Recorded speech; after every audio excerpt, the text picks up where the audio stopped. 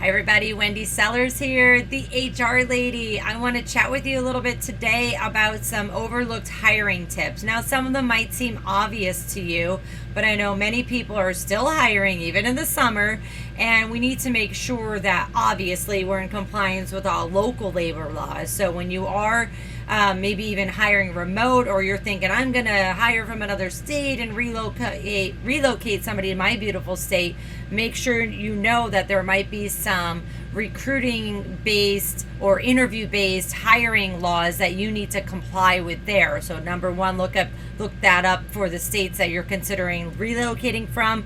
Or if you're just doing a national search, you may want to contact somebody like me or a recruiter or an external company to say, all right, what can I not ask in this state? What do I have to put in my job ad? Many states right now require that you have a job salary information in your job ad, so it's crystal clear and not discriminatory. So if you are doing a national or even a worldwide search, you may want to just go ahead and put that out there anyways. That may cause some pain points of your current employees, so make sure you're paying everybody fairly and consistently, so there's not any drama that a new person is going to get more money or benefits than a person that's already there.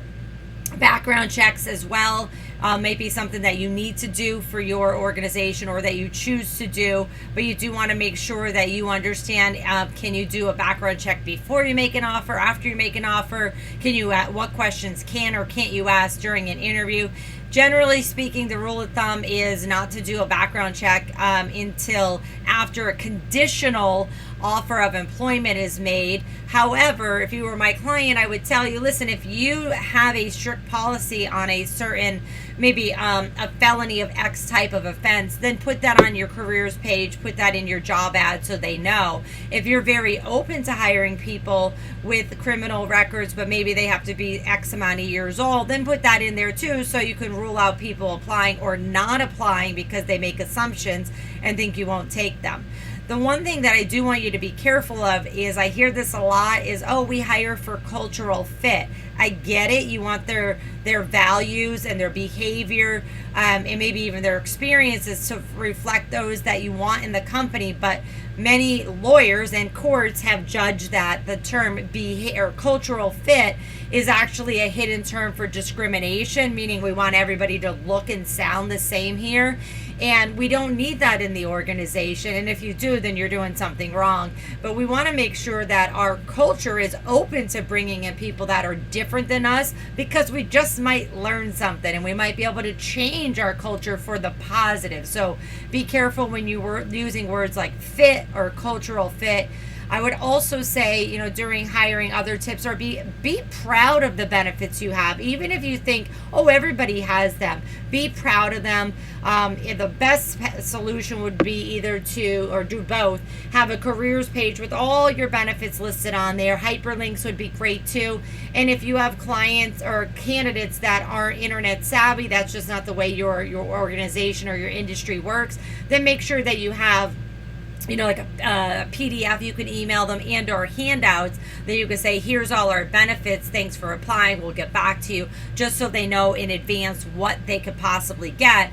And if they're looking for a certain benefit, like, I don't know, long-term care insurance, and you don't offer it, then they can self-select them out, or can ask you about X compensation so that they can pay for it themselves, and maybe all you do is hook them up with a health insurance or other agent that can help them. So benefits are a huge attraction tool, as of course is money, like I already mentioned. And then finally, the other thing I would say, obviously besides the job description, making sure that's right, making sure the knowledge, skills, and ability that you desire are actually relevant, and that they're, most people out there are going to have them, or that you say, these are what we want, but by the way, apply anyway, because we have a great training program and you could bring that in, come in on board if you fit everything else, and we will train you in the first 6 months, 9 months, 90 days, whatever it might be.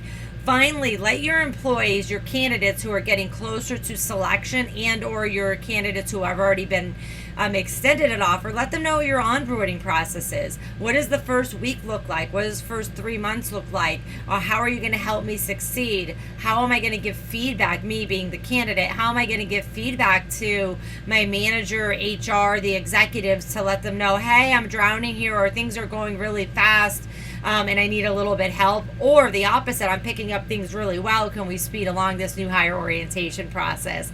For more information, more questions, more answers, anything at all, shoot me an email, wendy@thehrlady.com. Follow me on LinkedIn and on YouTube. Take care. Wendy Sellers here, The HR Lady.